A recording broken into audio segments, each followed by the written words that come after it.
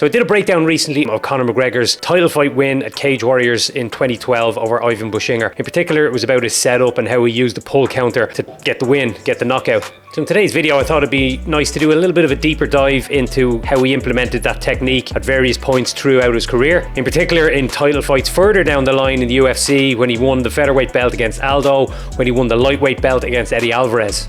First, we'll take a look at the basics, the fundamentals behind a pull counter. We can take a look at one of the most famous exponents of this particular technique in combat sports history, Floyd "Money" Mayweather. Now, Floyd used this technique to great effect throughout his career. What he would often do is lean heavy on that front leg. He'd then lean his head forward or his upper body forward into that space. And this would give his opponent the illusion that he was within range, he was there to be hit. He was baiting his opponent to launch an attack. You'd often get that lazy jab pawed out at him, and he was ready to either slip the punch or slide back out of range and throw that pull counter. He would then roll underneath the counter shot and launch an attack from there. Now, obviously, the examples we're looking at here is Floyd fighting orthodox v orthodox. The ones we're going to look at with McGregor are McGregor in the southpaw stance against three orthodox fighters. So we're not comparing apples and apples here, but there's certainly similarities there. We can draw a lot of comparisons with Floyd's technique. Due to the stance change, there's some massive differences. So let's look at McGregor, see what kind of setups he'd like to use for this shot and what variations he'd like to use. So firstly, when you're fighting as a southpaw against an orthodox fighter, there's a few things going on. Your lead foot and their lead foot are meeting, your lead hand and their lead hand likewise. McGregor was a big fan of hand fighting. He would often use that just to measure the distance.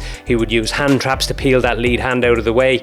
But most importantly, he's killing the jab of his opponent. Now, for most fighters, everything comes after the jab. The jab is the first step in every attack, and McGregor's taking that away. What that does is it entices your opponent into throwing everything off the right side. Inside leg kicks, body kicks, big right hand. They're going to lead most attacks from that side. Now, generally, an experienced southpaw will have trained with more orthodox fighters over the years than the other way around. So you'll often see them looking a lot more comfortable in this type of exchange than the orthodox fighter. In the win over Ivan Bushinger back in 2012, McGregor planted his feet, slipped to the outside, rotated back in with that big left hand, clean on Bushinger's chin. This was his second belt in the promotion, and this was the punch that got him signed to the UFC. Fast forward to UFC 194 in 2015.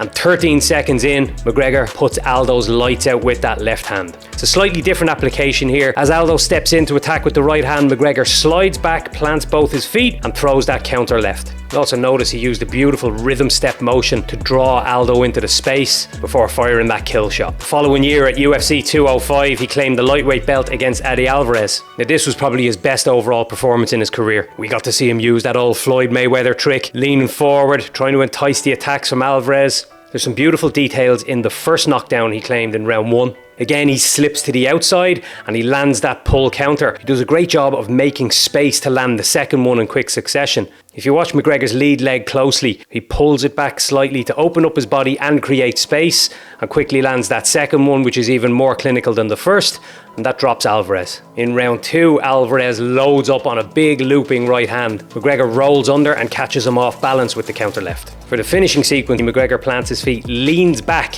counters with the left, follows up with three more in quick succession. Alvarez is out of there and the lightweight title is on his way back to Dublin. It's easy to forget just how amazing Conor McGregor was during that rise to glory. Rumours he's coming back soon for UFC 300, I don't know. Personally, I think his prime's a long time ago, but I'd love to see him prove me wrong. What do you guys think? Are we going to see him back in the octagon soon? Let me know in the comments below. If you like the video, hit the like button, hit the subscribe button and share it. Laters.